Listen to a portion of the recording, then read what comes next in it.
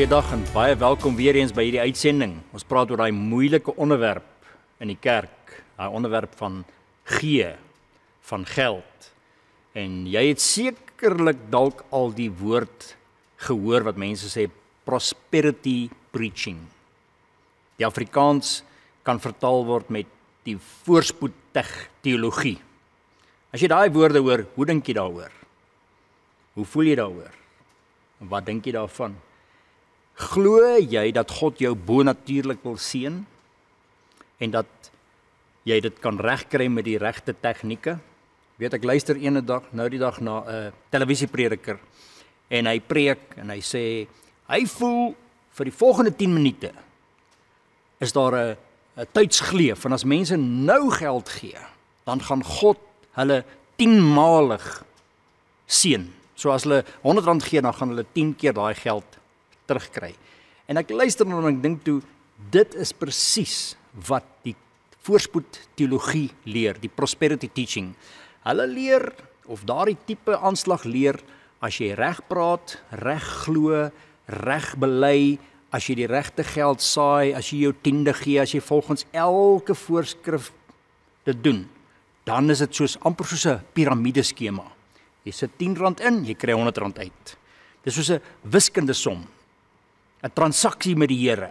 Wat jy ingee, kry jy 10 of 100 keer terug. En daar's baie predikante in kerke wat dit so leer, en miskien verstaan ons nie altyd reg nie. Maar ek wil vandag vir jou sê, dis juis waarteen die Bybel ons wil waarsku. Jy kan nie met God transaksie doen nie. Paulus leer ons hoe om met geld te werk, en ons sien dit in die skrif in 2 Korintiërs 9, daardie stukkie. Kom ons lees dit. Hy skryf aan 'n gemeente waar hy nou 'n offerande gaan opneem, jy weet 'n vrywillige gawe, en hy sê vir hulle hierdie woorde: Ek gaan nie aan julle voorskryf hoeveel julle moet gee nie, maar gee wel vir julle die volgende riglyn. 'n Boer wat min plant, gaan 'n klein oes kry, en 'n boer wat baie plant, kry 'n groot oes. Ek sê dit nie om julle te forceer om baie geld te gee nie. Ek sê maar net wat vir God belangrik is. Gaan besluit nou self hoeveel elkeen van julle wil bydra. Moenie 'n klomp geld gee en dan na die tyd daaroor spyt kry nie. En moenie verplig voel om te gee nie. Dis wat Paulus ons leer. Wat leer ons hier uit? Ons leer, geld is baie persoonlik. En as jy geld het, het jy dalk jou ure aan iemand verkoop om hy geld te kry. Of jy het besigheid gedoen. Jy het dalk gewaag in 'n besigheidstransaksie om die geld te maak. Jy het dalk risiko's geneem. Jy het dalk jou kennis verkoop. Jy het dalk baie hard gewerk om 'n sekere kennis in te samel sodat jy kan geld maak. Dis jou geld. Jy het dit gemaak. Daarom kom God na ons toe en hy sê, dis jou geld. Jy moet self besluit wat jy daarmee gaan doen. Hy gee nie regtig vir ons 'n klomp wette en 'n klomp reëls en sê, dis hoe jy dit moet doen nie. Dis baie Ou Testamenties. In die Nuwe Testament sê God eerder, dis jou geld, hier's 'n paar riglyne waarmee jy dit kan dien. Dis die riglyne waarmee jy met jou geld kan werk.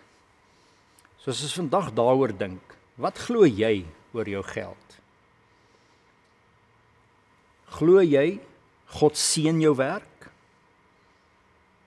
Glo jy geld is die vrug van jou arbeid en dat sekere mense meer vrugte oplewer as ander? Hulle het meer talente? Of glo jy almal moet dieselfde wees?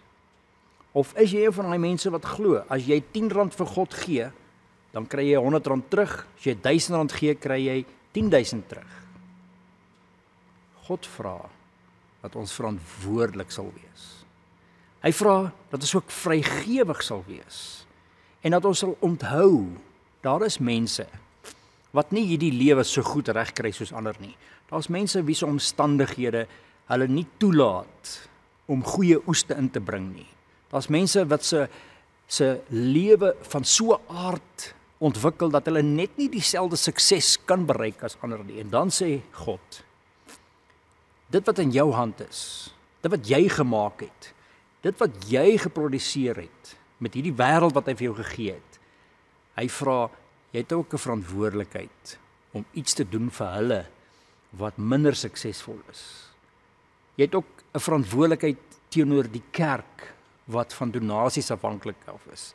En God gee nie vir jou 'n wet en sê jy moet en jy moet en jy moet en jy mag nie. Hy kom eerder na jou toe en sê, vat my hand, kom werk saam met my. Kom ons bid saam. Hemelvader, dankie vir die voorreg om te kan werk en te kan verdien. Dankie vir die voorreg wat ons het om al die vreugdes van hierdie lewe te kan ervaar. Ons vra u seën en u guns, maar ook u riglyn en leiding oor dit wat in ons besit is. Amen.